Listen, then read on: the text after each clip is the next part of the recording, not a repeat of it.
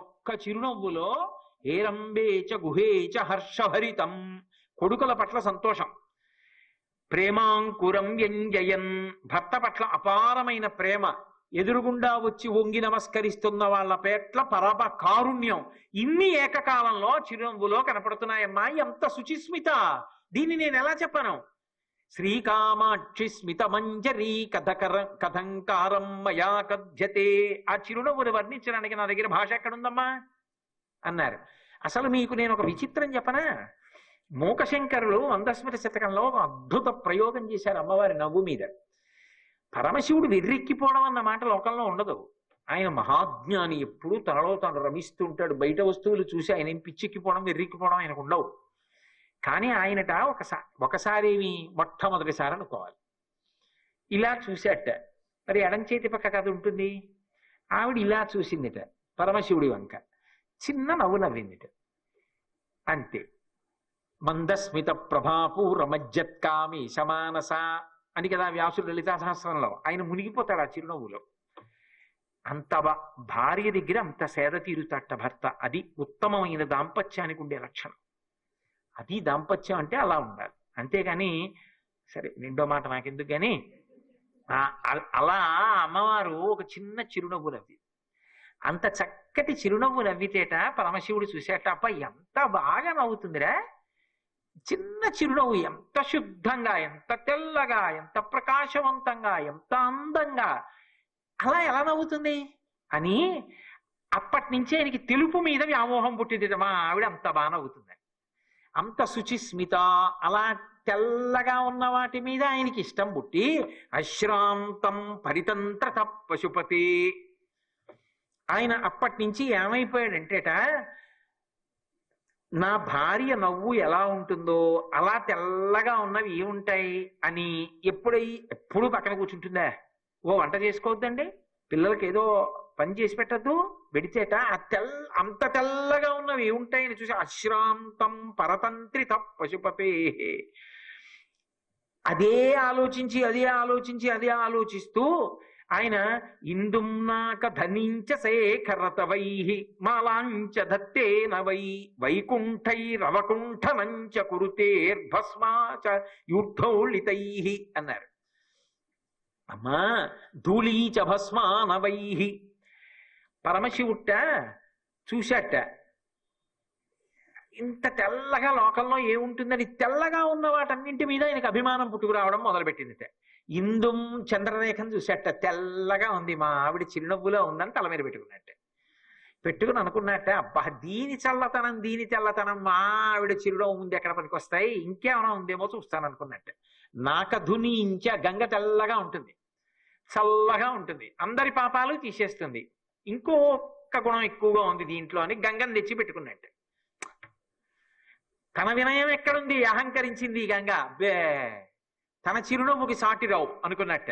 అది ఇందుం నాక ధునించ శేఖరతవై, తల మీద పెట్టుకున్నా కూడా ఆయనకి తృప్తి కలగలేదు. అబ్బే ఆవిడ చిరునవ్వులో ఎక్కడున్నాయి అనుకున్నట్ట. అనుకుని వైకుంఠైరవకుంఠనంచ కురుతే, తుమ్మి పూలు చూసేట, తెల్లగా ఉంటాయా సుమా ఆవిడ చిరునవ్వుల చిరునవ్వు చిన్నదిగా ఉంటుంది కదండి, పెద్ద వికటాట్టహాసం కాదు, చిరు అంటే చిన్న అని. తెల్లటి పువ్వుల్లో చిన్నదేది తుమ్మి పువ్వు. శివుడికి తుమ్మి పువ్వు ఎందుకు ఇష్టం అంటేట, పార్వతీదేవి యొక్క చిన్ని చిరునవ్వు ఎంత తెల్లగా ఉంటుందో అంత తెల్లగా అంత చిన్నది ఉంటుంది కాబట్టి తీసి ఒక్కటేస్తే తృప్తి పడక దాన్ని దండ కట్టడం అంటే ఎంత కష్టం. తుమ్మి పూలతో దండ కట్టుకుని మెళ్ళో వేసుకుని ఇలా చూసుకున్నట్టు, అయినా తృప్తి కలగలేదట. ఈ తెలుపు ఏమిటి, ఇంకా బాగా తెల్లగా నవ్వుతుంది, తన నవ్వే అందంగా ఉంటుందని భాస్మనై, తెల్లటి భస్మ తెచ్చి ఒళ్ళంతా రాసేసుకుని చూసుకున్నట్టు, అబ్బే ఆ నవ్వే తెల్లగా ఉంటుంది అనుకున్నట్టు. అమ్మా శంకరుడంతటి వాడు నీ నవ్వులోని తెలుపుతనాన్ని చూసి అన్నీ తెచ్చి పూసుకున్నా నీ నవ్వులోని తెలుపుతనానికి సమానత్వాన్ని చూపించలేకపోయాడు. ఇంకా నేను ఎంతటి వాడినమ్మా నీ నవ్వు వైభవం చెప్పడానికి. అందుకే శంకర్లు ఏం చేశారంటే తిరగేశారు దాన్ని. అసలు అంత అందమైనటువంటి ఆ ముఖానికి అలంకారం ఆ నవ్వే అన్నారు. ఇక కొత్త అలంకారం అక్కర్లేదు. అంటే సహజంగా నవ్వు ఆమె ముఖంలో అలంకారమై అలా ఉంటుంది. ఆ తల్లి ముఖమండలం వంక ఒక్కసారి చూస్తే చాలు మాతృత్వం ఒలికిపోతుంటుంది. అమ్మా అని పిలిచి పొంగిపోవచ్చు. అమ్మ లేనివాడు అమ్మ లేదని బెంగపెట్టుకోకర్లా. అమ్మలందరూ ఆయమ్మలోకి చేరారు. అందుకే అమ్మా అయ్యయటంచు ఎవ్వరిని నేనన్నం శివా నిన్నేను సుమి, నీకున్ తల్లిదండ్రులటంచున్ చూడగా బోకు నాకిమ్మై తల్లియు తండ్రియున్ గురుడు నీవే కాక ఈ సంసారపున్ చిమ్మంచీకటి కప్పకుండా కనుమా శ్రీకాళహస్తీశ్వర అంటాడు దూర్జటి. లోకములకందరికీ తల్లి, అందరికీ తండ్రి. అందుకే వాగర్ధావివ సంపృక్తౌ వాగర్ధ ప్రతిపత్తయే జగత పితరౌ వందే పార్వతీ పరమేశ్వరౌ. అందుకని గంధసార ఘనసార చారు నవనాగవల్లి రసవాసినీం సాంధ్యరాగ మధురాధరాభరణ సుందరానన శుచిస్మితాం మందరాయత విలోచనామల బాలచంద్ర కృతశేఖరీం ఇందిరారమణ సోదరీం మనసి భావయామి పరదేవతాం. మందరాయత విలోచనామల బాలచంద్ర కృతశేఖరీం ఇందిరారమణ సోదరీం మనసి భావయామి పరదేవతాం అంటారు శంకర భగవత్పాదులు. ఎటువంటి అమ్మవారిని మనసులో నేను భావన చేస్తున్నాను అంటే మందరాయత విలోచనాం అంటే బాగా విచ్చుకుని పరమ ప్రేమతో చూస్తున్నటువంటి కన్నులు కలిగినటువంటి తల్లి. ఎందుచేత అంటే కన్నులు బాగా విచ్చుకుని ఉండుట అంటే అది రెండు కారణముల చేత జరుగుతుంది. చాలా ఉద్విగ్నతతోటి అవతల వారి మీద చాలా కోపంతో ఉన్నాను అనుకోండి, అప్పుడు కూడా కళ్ళు ప్రశాంతంగా అరమోట్పుగా ఏదో రెప్పలు కొద్ది భాగం కిందికి ఉంగి ఉండదు. బాగా కళ్ళు ఇలా తెరుచుకుని ఉన్నాయంటే కోపంగా ఉన్నా కూడా కనురెప్పలు బాగా విచ్చుకుంటాయి. అలా కాకుండా ఏదైనా ఇది నా వస్తువు, దీన్ని నేను కాపాడుకోవాలి, చాలా జాగ్రత్తగా చూసుకోవాలి వీటిని అన్న ప్రేమ ఆవిష్కృతం అయిందనుకోండి, అప్పుడు కూడా ఏదో సాదాసీదాగా చూడటం కాకుండా కనురెప్పల్ని బాగా విప్పి ఇలా చూసుకుంటారు. కానీ ఆ చూపులో కోపం ఆవిష్కృతం అవుతుంది. రెండవ రకమైనటువంటి చూపులో ఆ వెతుకులాటలో ఆ కళ్ళతో చూడడంలో ప్రేమ ఆవిష్కరింపబడి ఉంటుంది. ఆవిడ అలా కనురెప్పల్ని బాగా తెరిచి అపారమైనటువంటి కారుణ్యంతో చూస్తున్నటువంటి తల్లి యొక్క వెతుకులాట మన కొరకే. అరే వీడు అక్కర్లేని వాళ్ళ కాళ్ళన్నీ పట్టుకుంటాడు, అక్కర్లేని వాళ్ళందరినీ గౌరవిస్తాడు, అసలు ఎవరి దగ్గర తల వంచాలో, ఎవరి దగ్గర నాకు ఈ కోరికుందమ్మా తీర్చు అని అడగాలో అటువంటి నా దగ్గరికి వచ్చి చెయ్యి చాపడు. చెయ్యి చాపకపోయినా నేను అనుగ్రహించవచ్చు, కానీ మనుష్య జన్మని బుద్ధిని ఇచ్చాను. ఇచ్చినప్పుడు దేనిని ఆశ్రయించాలో దానిని ఆశ్రయించాలి కదా అని భ్రమౌ భుగ్ని కించిత్ భువన భయభంగ వ్యసనిని అంటారు శంకర భగవత్పాదుల సౌందర్యలహరిలో. కనుబొమ్మలు ముడివేసి ఇలా చూస్తూ ఉంటుంది. ఎందుకురా వీడు అయిన వాళ్ళ దగ్గర కాని వాళ్ళ దగ్గర తిరుగుతాడు, వచ్చి అమ్మా అని ఒక్క మాట అంటే నేను తీర్చనా వీడి కోరిక అని అమ్మవారు చూస్తూ ఉంటుందిట. అందుకే విశాలమైనటువంటి కన్నులతోటి ఆ రెప్పలెత్తి చూసేటటువంటి అమ్మవారి యొక్క తత్వాన్ని విశాలాక్షి అని పిలుస్తారు. ఇందులో విశేషం ఏమిటంటే అమ్మవారు ఒక్కొక్క రకంగా చూసినటువంటి కారణం చేత ఆ చూపు ఎక్కడెక్కడ ప్రసరించిందో అక్కడక్కడ కొన్ని కొన్ని క్షేత్రాలు వచ్చాయి. ఇది భరతఖండంలో ఒక విచిత్రమైనటువంటి విశేషం. మిగిలిన చోట్ల ఎక్కడ అలా కనపడదు. అమ్మవారు ఎప్పుడూ కూడా ఆకర్ణాంత విశాల నేత్రములు కదూ, ఇక్కడ వరకు ఉంటాయి ఆ కళ్ళు. ఉండడంలో ఆ కళ్ళు ఇలా తిప్పి చూసుకుంటూ ఉంటుంది, బాగా కళ్ళు విప్పి. ఇలా కళ్ళు తిప్పి చూసేటప్పుడు అంత బాగా విప్పకపోవచ్చు, విప్పనట్లుగా ఉంచి ఇలా తిప్పి చూసుకుంటూ ఉంటుంది. కానీ పరమ ప్రేమతో వెతుకులాటగా చూసినప్పుడు ఆ కళ్ళు బాగా తెరిచి ప్రేమతో చూస్తుంది. ఈ రెండిటికి ఉండే తేడాని శంకర భగవత్పాదులు సౌందర్యలహరిలో అద్భుతంగా ఆవిష్కరిస్తారు. దృశాద్రాఘీయస్యా దరదళిత నీలోత్పల రుచా దవీయాంసం దీనం స్నపయ కృపయా మమపి శివే అనేనాయం ధన్యో భవతి నచతే హానిరియత వనేవా హర్మ్యేవా సమకర నిపాతో హిమకర అంటారు. శివే అని పిలుస్తారు. శివే అంటే మంగళప్రదురాల, ఎప్పుడూ మాకు సౌభాగ్యాన్ని శ్రేయస్సుని కటాక్షించాలి అని చూసేటటువంటి ఓ తల్లి అని ఎంతో పవిత్రమైనటువంటి పిలుపైతే శివే అని పిలుస్తారు. అందుకే సౌందర్యలహరిలో ఎన్నో నామాలు పెట్టి పిలవరు శంకరాచార్యుల వారు. దృశాద్రాఘీయస్య దరదళిత నీలోత్పల రుచా అంటారు. అసలు అమ్మవారు చూసేటటువంటి ఆ చూపుని వర్ణించడం ఉందే, అది ఒక్క శంకర భగవత్పాదులకే చెల్లింది. దరదళిత అంటారు. దళిత అంటే బాగా విచ్చుకోవడం, దరదళిత అంటే విచ్చుకోనట్టుగా ఉండడం. విచ్చుకోనట్టుగా ఉన్నదని ఎలా చెప్పగలరు అంటే లోపల ఉన్నది కనపడుతూ ఉంటుంది. మీకు ఒక విశేషాన్ని నేను మీకు అర్థమయ్యేటట్టుగా చెప్పాలి అంటే, మువ్వ ఉంటుంది. ఆ మువ్వకి మధ్యలో ఒక చిన్న అవకాశ భాగం ఉంటుంది, అంటే లోపలిది చూడ్డానికి. మువ్వ లోపల ఒక గింజ ఏదో ఉంటుంది. మీరు చూస్తే లోపల గింజ కదులుతూ కనపడుతుంది, కానీ బయటికి బాగా స్పష్టంగా కనపడేటట్టుగా మాత్రం ఉండదు. దరదళిత అంటే విచ్చుకోకుండా ఉన్న కన్నులు. అలా ఎప్పుడు ఉంటుంది అంటే, ఆ బ్రహ్మకీట జనని అయినటువంటి తల్లి లోకములన్నిటికన్నా కూడా ఎక్కువ భాగం వరకు తన కళ్ళు తిప్పుతూ ఉంటుంది. అలా తిప్పుతూ చూసేటటువంటి ఆ సౌభాగ్యవంతమైనటువంటి చూపు ఉందే, దాన్ని దరదళిత అంటారు. బాగా కన్నులు విప్పి గుడ్డంతా కనపడేటట్టుగా తిప్పుతుంది. ఇప్పటికీ కామాక్షి పరదేవతా స్వరూపం కన్నులు అలా కదులుతూనే ఉంటాయి. అసలు ఏ హారతి ఇవ్వవలసిన అవసరం లేకుండా మీరు అమ్మవారి ఎదురుగుండా కూర్చుని చూస్తుంటే ఎన్ని చమత్కారాలు కనపడతాయో. ఆ తల్లి అనుగ్రహం ఎవరి యందు కలుగుతుందో వారికి అమ్మవారి కనుగుడ్ల యొక్క కదలిక పరమ స్పష్టంగా కనపడుతుంది. అందులో కామాక్షి అమ్మవారిని చందన చర్చిత చేసిన, అంటే చందనాలంకృతం చేసిన, లేదా ముఖం నిండా పసుపు అలదిన ఆమె యొక్క కళ్ళు పరమస్పష్టంగా కనపడుతుంటాయి. మొన్న మీతో మనవి చేశాను కదా, ఆమె కూర్చోడానికి ఆధార పీఠం ఉండదు. పైకి పీఠం ఉన్నట్లు కనపడుతుంది, కానీ నిజానికి పీఠానికి మూర్తి తగిలి ఉండదు. ఆవిడ ఏ ఆధారం లేకుండా వ్రేలాడుతున్నట్లుగా ఉంటుంది. కొద్ది కదిపినంత మాత్రం చేత కుంభవృష్టి కింద వర్షం పడిపోయింది. అటువంటి తల్లి కన్నులు ఎంత విచిత్రంగా కదులుతాయంటే, ఒక్కొక్కసారి మీరు అమ్మవారి ఎదురుగుండా కూర్చుని పరిశీలనాత్మకంగా చూస్తే 2 గుడ్లు ఇటు పెట్టి చూస్తుంది. ఒక్కొక్కసారి క్షణంలో మార్చి 2 గుడ్లు ఇటు తిప్పి చూస్తుంది. ఇంకా ఆశ్చర్యం ఏంటంటే, ఒక్కొక్కసారి ఈ గుడ్డు ఇటు ఉంటుంది, ఈ గుడ్డు ఇటు ఉంటుంది.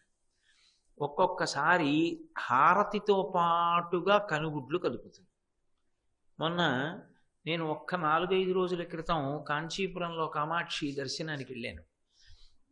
వెళ్ళినప్పుడు మా అదృష్టవశాత్తు ముందు రోజు చందనం చేత అలంకారం చేసి ఉంచారు అమ్మవారిని. అప్పుడు ఆవిడ కళ్ళు సుస్పష్టంగా కనపడతాయి. బహుశः ఈ విశ్వమంతటిలో కూడా అలా కనుగుడ్లు కనపడేటటువంటి మూర్తి కామాక్షి తప్ప వేరొకటి ఉంది అని నేను అనుకోవట్లేదు, నాకు తెలిసినంత వరకు. ఆవిడికి హారతి ఇస్తుంటే ఇలాగా చాలా మెల్లగా ఇస్తారు.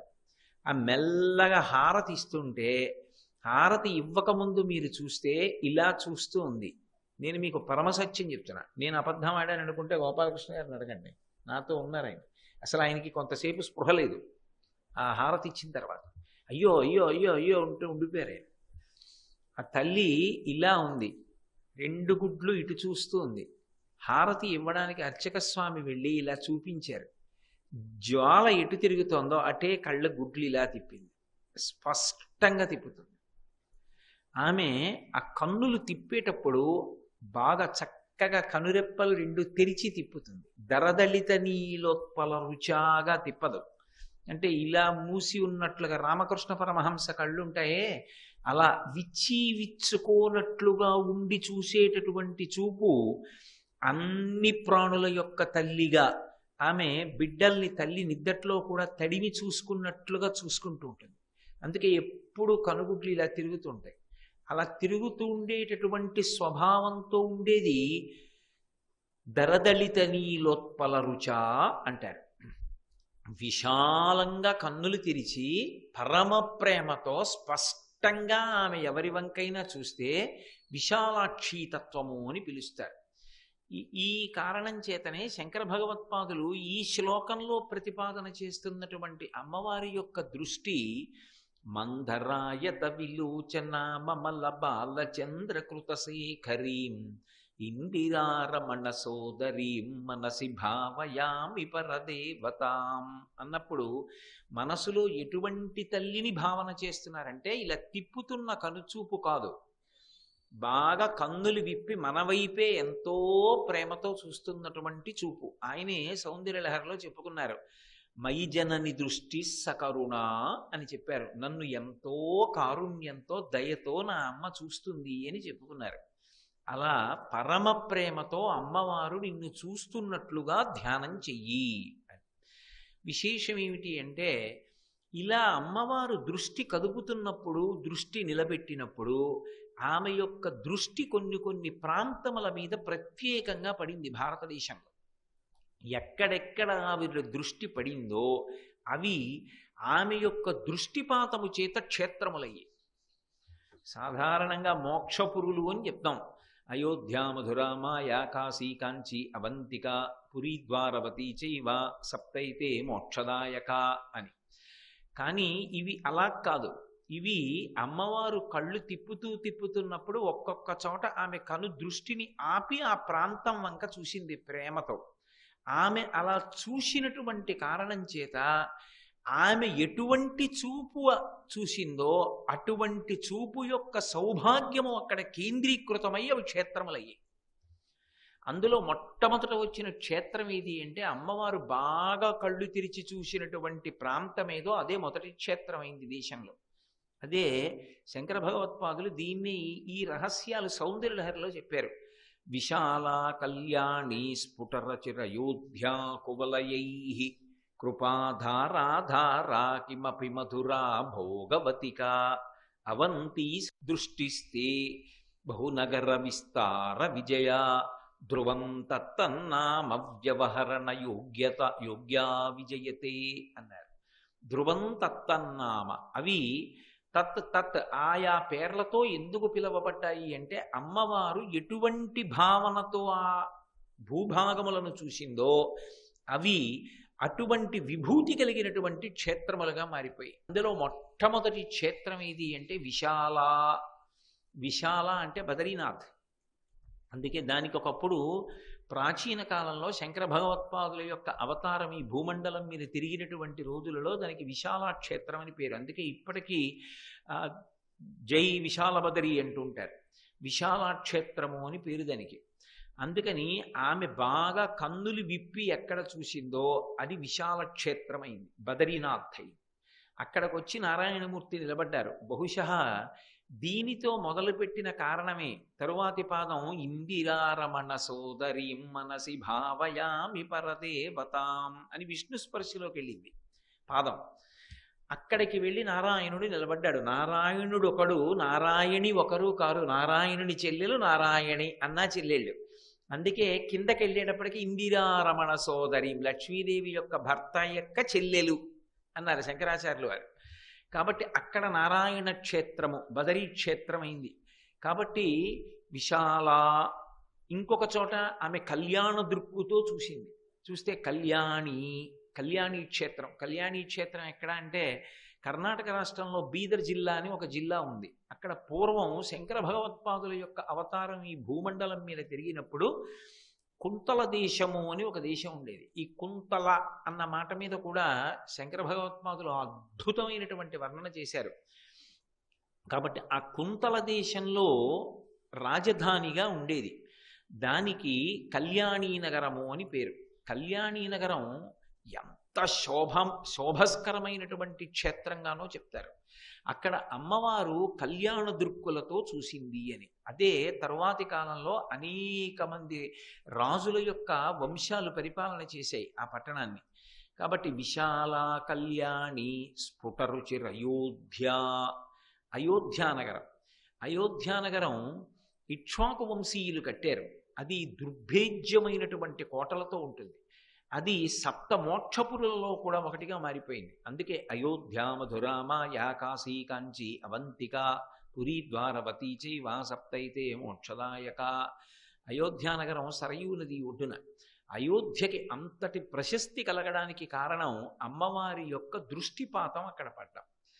అమ్మవారు అటువంటి చూపు చూసింది కనుకనే అది దుర్భేద్యమైనటువంటి నగరమైంది. కాబట్టి అయోధ్య విశాల కళ్యాణి స్ఫుటరుచిరయోధ్య కువలయై కృపాధారాధార. కవిత్వంలో చమత్కారం. శబ్దాల్ని అలా పెడతారు శంకరాచార్యులు గారు. మహాకవులు శబ్దముల మీద మోజు ఉండదు, కానీ శంకరులకి అలవోకగా పడతాయి. కృపాధారాధార అంటారు. ఆమ్రీడితం ధారాధార అన్నది 2 మాటలు పడ్డంలో ఆ పాదానికి అందం వస్తుంది. కానీ అది విడదీసి చూస్తే కృపాధారాధార, కృపాధారకు ఆధార. ఈ క్షేత్రం ఏమి అంటే నీ యొక్క కృపాధారకు ఆధారమై ఉన్నది, లేదా ఈ ధారానగరమునకు నీ యొక్క కృప ఆధారమై ఉన్నది. కాబట్టి కృపాధారాధార కిమపి మధురా. మధురై పాండ్యరాజులు పరిపాలించారు. అక్కడే తల్లి మీనాక్షిగా వచ్చింది. మీనాక్షి అవతారాన్ని ఆవిడ స్వీకరిస్తే పాండ్యరాజు గారికి మలయధ్వజనుడికి కుమార్తెగా వచ్చింది. అమ్మా, నీకు భర్త ఎక్కడున్నాడో నేను ఎలా కనిపెట్టగలను? పరమశివుడు నీకు భర్త, ఎంతమందికైనా కూతురుగా వస్తావు. శివుడు ఎక్కడున్నాడో నేను ఎలా చెప్పగలనమ్మా అని అడిగాడు. అడిగితే అశరీరవాణి పలికింది. ఈమెకి కేవలముగా ఒక్క స్తనముతోనే ఉంటుంది, కానీ ఈమె ఏ పురుషుణ్ణి చూసినప్పుడు 2 స్తనములు ఏర్పడతాయో ఆ పురుషుడు ఈమె భర్త అని. ఆమె పరమశివుడు ఎదురుగా నిలబడినప్పుడు ఆమెకి 2వ స్తనం అంకురించింది. అందుకని పరమశివుడికి ఇచ్చి వివాహం చేశారు. సుందరేశ్వర మీనాక్షి కళ్యాణం, మీనాక్షి సుందరేశ్వర కళ్యాణం. అటువంటి మధురై క్షేత్రంలో ఆమె వెలిసింది. అందుకే ఆమెకి అక్కడ వేదనాదం ప్రీతి. ఇప్పటికీ ఏమని చెప్తారంటే, లోకులందరూ సాధారణంగా ఏవో ధ్వనులకు నిద్రలేస్తారు, ఒక్క మధురై నగరవాసులట వేదనాదానికి నిద్రలేస్తారట. అంత ప్రఖ్యాతి. మనకి పశ్చిమ గోదావరి జిల్లాలో ఇరగవరం వేద విద్వాంసులకు ఎలా ప్రఖ్యాతో ఏ మామూలు మాటలు కావవి. నేనేదో సాధారణంగా పోల్చాను అనుకోకండి. ఇరగవరంలో మేము ఒకసారి వెళ్ళినప్పుడు అక్కడ ఎంత ప్రఖ్యాతి అంటే 90 సంవత్సరముల వృద్ధుడైనటువంటి ఒక వేద పండితుడు. ఆయన పరమసామాన్యంగా ఉన్నటువంటి ఒక పెంకుటిల్లు. అది వాన పడితే లోపలికి ధార కారిపోతుందని ఈ సినిమా వాల్ పోస్టర్లు పెద్ద వంటిస్తే సినిమా అయిపోయిన తర్వాత తీసేసినవి తిరగేసి అడ్డుకట్టారు వాన లోపల పడకుండా. ఆయన మంచం మీద పడుకుని ఉన్నారు. విచిత్రం ఏమిటంటే, నేను ఇరగవరం వెళ్ళానని ఆయన ఒక్కసారి నన్ను చూడాలనుంది అంటే, అయ్యో అంత పెద్దవారు అడిగితే వెళ్ళిపోకూడదని నాకు వేరే కార్యక్రమం తొందరగా వెళ్ళవలసి ఉందన్నా నేను వారి ఇంటికి వెళ్ళాను. చిత్రం ఏమిటంటే, ఆ వయస్సులో ఆయన పడుకుని నిద్రపోతూ వేదం చెప్పకూడదని పిల్లలు వేదపాఠం చెప్తుంటే ఆయన ఆ వయస్సులో లేచి కూర్చుని వేదం చెప్తారు స్వరంతో. నేను వెడితే ఆయన అద్భుతమైనటువంటి మంత్రాలతో మహానుభావుడు ఆశీర్వచనం చేశారు. కాబట్టి వేదము యొక్క నాదముతో ప్రజలు నిద్రలేచేటటువంటి నగరముగా వర్ణింపబడినటువంటిది మధురై. అటువంటి మధురై నగరానికి ఆ శక్తి రావడానికి కారణం అమ్మవారి యొక్క దృష్టిపాతం పడింది అక్కడ. కాబట్టి విశాల కళ్యాణి స్ఫుటరుచిరయోధ్యా కువలయై కృపాధారాధారా కిమపి మధురా భోగవతికా. భోగవతికా నగరం ఎక్కడుంది అంటే, ఇప్పుడు గుజరాత్ రాష్ట్రంలో కాంబే అని పిలుస్తారు. ఆ కాంబే అని పిలువబడేటటువంటి ప్రాంతం ఎక్కడుందో అదే భోగవతిక. భోగవతిక విజయ చిట్ట చివరి క్షేత్రం. విజయ అంటే విజయనగరం కాదు, కర్ణాటకలో ఉన్న హంపి విజయనగరం కానీ ఆంధ్రదేశంలో ఉన్న విజయనగరం కానీ కావు. కురుక్షేత్రం. కురుక్షేత్రానికి విజయ అని పేరు. ఎందుకనంటే అక్కడ కృష్ణ భగవానుడు సారథిగా నిలబడి విజయాన్ని అర్జునుడికి కట్టపెట్టాడు. అర్జునుడికి విజయుడు అని ఒక పేరు. అర్జున పల్గుణ పార్థ కిరీటి శ్వేతవాహనం భీభత్సో విజయ శ్రీకృష్ణ, అలా ఆయనకున్నటువంటి దశనామములలో విజయుడు అనో పేరుంది. అలాగే కృష్ణ భగవానుడు సారథ్యం చేసి ఎత్ర యోగేశ్వర కృష్ణో ఎత్ర పార్థో ధనుర్ధర తత్ర శ్రీర్ విజయోభూతి ధ్రువానీతిర్మతిర్మమ. ఎక్కడ విజయాన్ని కట్టపెట్టి సారథ్యం చేశాడో ఆ ప్రాంతమునకు కురుక్షేత్రము, విజయానగరము అని పేరు దానికి. వీటికి ఈ శక్తి ఎందుకు వచ్చింది, ఈ నగరములకు ఇవే పేర్లు ఎందుకు వచ్చాయి అంటే అమ్మవారి యొక్క దృష్టిపాతం జరిగింది అక్కడ. ఆవిడ అనేక రకాలుగా చూసింది. అనేక రకాలుగా అంటే ఆ చూపు ఎందు ఒక్కొక్కసారి ఆమె ఈ భూమండలం మీద ఒక ప్రదేశాన్ని చూస్తే ఆ చూపులో ఒక్కొక్క భావాన్ని ఆవిష్కరించింది. మీకు నేను ఒక ఉదాహరణ చూపించాలి అంటే 8 నగరాలు చెప్పాను కదా. విశాల కళ్యాణి స్ఫుటరుచిరయోధ్యా కువలయై కృపాధారాధార కిమపి మధుర భోగవతిగా అవంతి సృష్టిస్తే బహునగర విస్తార విజయ ధ్రువం తత్తన్నామ వ్యవహరణ యోగ్యా విజయతే. అవంతి అంటే ఉజ్జయిన్. ఉజ్జయిన్కే అవంతి అని పేరు పూర్వకాలంలో. ఇందులో మొట్టమొదటిది విశాల. అందుకే సౌందర్యలహరిలో శంకర భగవత్పాదులు ఏ క్రమంలో మొట్టమొదట మాట్లాడారో అదే క్రమంలో ఇక్కడ కూడా మొట్టమొదట ప్రారంభం చేశారు. అందుకే మందరాయత విలోచన మమల బాలచంద్రకృత శేఖరీం అని. విశాల, బాగా కన్ను తెరిచి ప్రేమతో చూసినటువంటి ప్రదేశము ఏది ఉన్నదో దానికి విశాల. అందుకే ఆ ప్రదేశము తపస్సునకు, అమ్మవారి యొక్క అనుగ్రహానికి నోచుకునేటట్టుగా ఉపాసనకు యోగ్యమైనటువంటి ప్రదేశంగా వర్ణింపబడింది. శ్రీ ఉమామహేశ్వర పరబ్రహ్మార్పణమస్తు. స్వస్తి.